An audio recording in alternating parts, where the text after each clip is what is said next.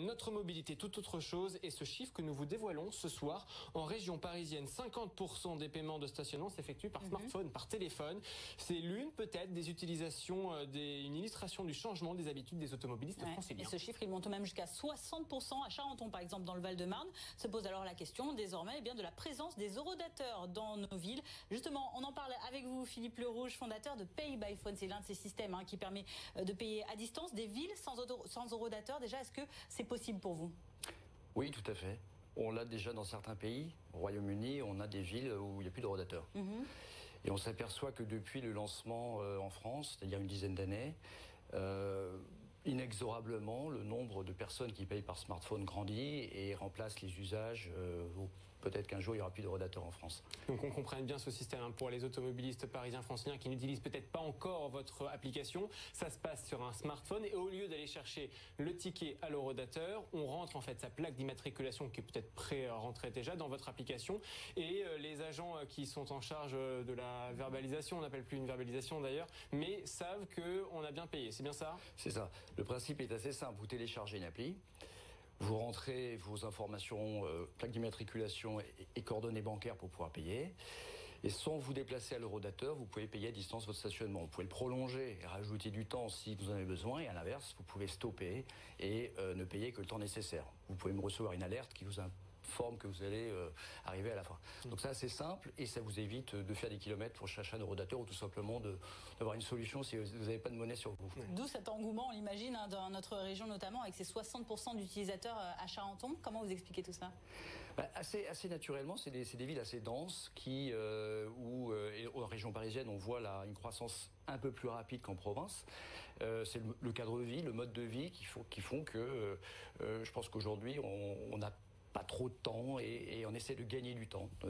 L'esprit de l'application, c'est de focaliser des gens sur seulement ce qui leur est le plus important, c'est gagner du temps et non pas d'aller perdre du temps et aller chercher des pièces de monnaie. C'est un peu le même principe que les cabines téléphoniques qui ont disparu, qui ont été remplacées par des téléphones. Et puis vous générez également de l'information pour montrer bien qu'il y a une sorte d'évolution dans les habitudes des franciliens parisiens. Illustration à Charenton et à Vincennes. Alors c'est un cas très particulier dans ces deux villes parce que ici le stationnement des deux roues est payant. Qu'est-ce que ça change finalement dans les habitudes des Parisiens, des Franciliens? Est-ce que les deux roues vont se mettre finalement à cette habitude de payer leur stationnement comme les voitures traditionnelles?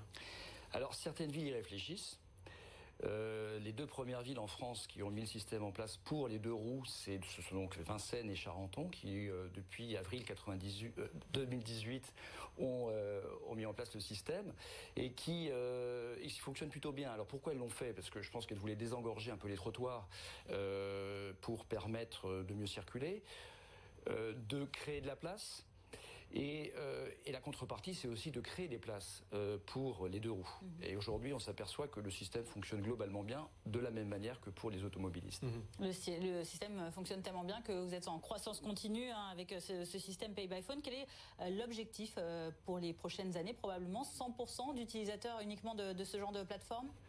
Alors, aujourd'hui, c'est notre objectif, parce que je pense que les usages changent assez rapidement, surtout depuis que le smartphone est rentré depuis ces 5 dernières années sur l'ensemble du quotidien, l'ensemble des services. Et en ce qui concerne les deux roues, on pense que d'autres villes suivront le mouvement, puisque, alors on voit qu'il y a des grandes villes qui y réfléchissent, mais chaque ville a ses priorités.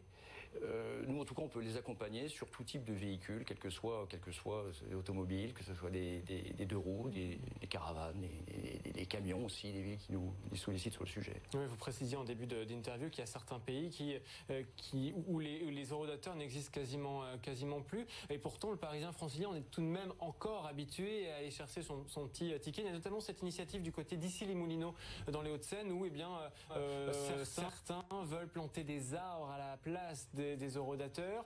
Est-ce que c'est un rêve que vous partagez? Est-ce que c'est réellement possible ou est-ce que c'est un coup de com'?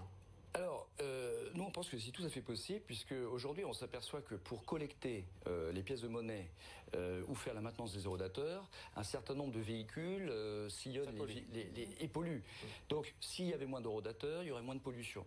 Et nous ce qu'on fait aujourd'hui, c'est qu'on accompagne les villes en leur disant, voilà, si vous enlevez vos eurodateurs, déjà vous allez économiser, puisqu'il y aura un peu moins de CO2 avec la maintenance, et en plus de ça, nous on abonde en plantant des arbres pour chaque eurodateur enlevé. C'est une manière d'inciter les villes à aller dans ce sens et d'inciter le citoyen de dire, bon voilà, ça sera peut-être un petit peu plus facile également. Et puis ça fait aussi moins de tickets de papier aussi qui traînent souvent sur le sol. Merci beaucoup Philippe Lerouge, voilà, fondateur de Pay by Phone, cette solution donc de paiement à distance par smartphone du stationnement dans nos régions. Toute autre chose